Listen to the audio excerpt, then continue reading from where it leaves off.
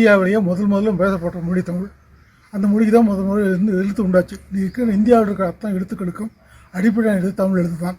இந்த தமிழ் எழுத்து காலப்போக்கில் கொஞ்சம் கொஞ்சமாக வளர்ச்சி அடைந்து இன்றைக்கி இந்த நிலைக்கு வந்திருக்கு.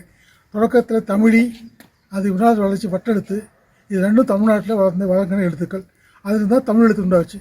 அதுக்கு இடையில் கிபி 6ஆம் நூற்றாண்டு வாக்கில் வடக்கே இருந்து வந்த அரசர்கள் வந்து வடமொழி பேசுகின்றவர்கள் மாநிலத்தில் எடுத்தப்பட்டு நம்ம தமிழ்நாட்டில் நுழைகிறாங்க. தமிழ்நாட்டு நுழைஞ்ச பின்னால இங்கே சமஸ்கிருதம் வந்து திணிக்கப்படுகிறது. அந்த சமஸ்கிருதத்தை எழுதுறதுக்காக ஒரு எழுத்தை உண்டாக்கிட்டாங்க.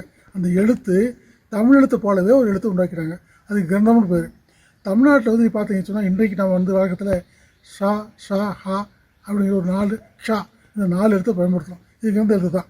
ஆனால் மற்ற எழுத்துக்கள் எல்லாத்தையும் கல்வெட்டுகள் தான் பார்க்கலாம். ஏன்னா கல்வெட்டுகள் வந்து இடையிடையே வடமொழி சொற்களை தெரிஞ்சதுனால அந்த எழுத்துக்களை இங்கே வர வேண்டிய ஏற்பட்டது. அது வந்து கல்வெட்டை படிக்கணும்னு சொன்னோம்னா நமக்கு ஒரு கல்வெட்டு படித்து வரலாற்றை ஆராய வேண்டும் என்றால் நமக்கு அந்த எழுத்து தெரிஞ்சுக்கணும். இந்த எழுத்து பயிற்சி நம்ம வந்து நாங்கள் கிட்டத்தட்ட ஒரு 10-15 ஆண்டுகளாக 20 ஆண்டுகளுக்கு மேலே தமிழ்நாட்டில் வந்து கொடுத்துட்ருக்கோம். இது வரைக்கும் நாங்கள் வந்து ஒரு கிட்டத்தட்ட 7-8 பேர் மேலே பயிற்சி கொடுத்துருக்கோம்.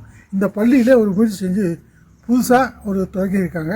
இந்த கிரந்த எழுத்து பயிற்சியை இது வரைக்கும் இந்தியாவில் எனக்கு தெரிந்து எங்கேயுமே தனிப்பட்ட முறையில் பயிற்சி கொடுத்து போட்டிக்கு வந்ததாக சான்று இல்லை. இந்த பள்ளியில் முதல் முறையாக ஒரு பெரிய முயற்சி ஏற்படுத்தியிருக்கு. இந்த பள்ளியிலேருந்து ஒரு 5 பேர்த்தை தேர்ந்தெடுத்து அவங்களுக்கு வந்து பயிற்சி கொடுத்து இந்த எழுத்துக்களை எழுதுகிறாங்க. இந்த எழுத்துக்களை எழுதுறதுக்கு ஒரு குறிப்பிட்ட காலத்தை கொடுத்துருக்கோம். ஒரு 4 மணி வச்சு கொடுத்துருக்கோம். ஆனால் அவங்க எவ்வளோ இதுக்கு எழுதுறாங்க அதான் முதல் ரெக்கார்டு.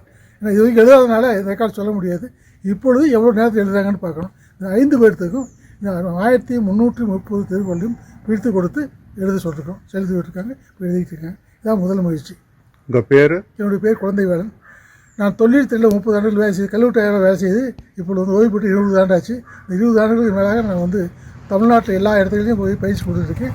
குறிப்பாக உலக தமிழ் நிறுவனத்தில் இது வரைக்கும் 7-8 பேருக்கு பயிற்சி கொடுத்துட்ருக்கேன். இன்றைக்கும் பயிற்சி கொடுத்துட்ருக்கோம்.